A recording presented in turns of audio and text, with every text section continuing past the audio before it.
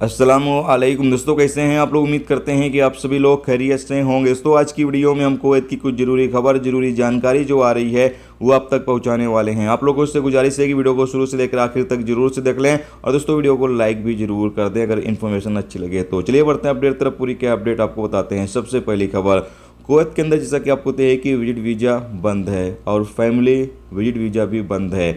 बताया जा रहा है जिसके चलते कुवैत के अंदर कई सारी बिल्डिंगें खाली पड़ी हुई हैं। यानी इससे जो कुवैती नागरिकों ने बिल्डिंगें बना कर रखी हुई हैं उनको काफ़ी ज़्यादा नुकसान हो रहा है, काफ़ी ज़्यादा उनको नुकसान पहुंच रहा है। क्योंकि लोग जब फैमिली अपनी कुवैत के अंदर बुलाते हैं तो वो फिर बिल्डिंग लेते हैं, रूम लेते हैं और वहाँ पर अपनी फैमिली रखते हैं। और अभी कुवैत गवर्नमेंट ने फैमिली विजिट वीज़ा पर पाबंदी लगाई हुई है, जिसके चलते लोग अपनी फैमिली को कुवैत नहीं बुला पा रहे हैं और इसी वजह से जो मकान हैं वो खाली हैं और इससे कुवैती नागरिकों को काफ़ी ज़्यादा नुकसान हो रहा है।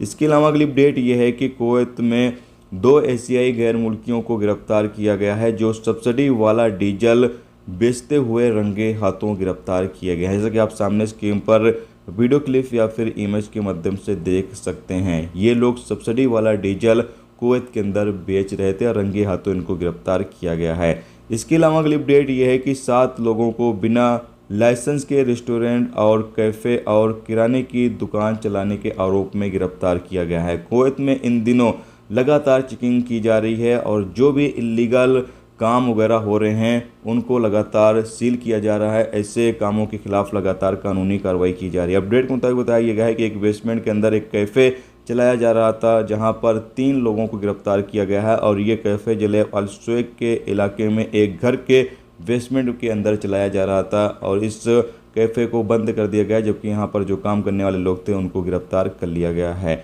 इसके अलावा अगली अपडेट ये है कि एक मिस्र की अपडेट आपको देना चाहते हैं। जैसा कि आप सामने स्क्रीन पर एक वीडियो क्लिप या इमेज देख सकते हैं। मिस्र के काहिरा इलाके में एक सरकारी इदारे में काफ़ी भयंकर आग लग जाती है।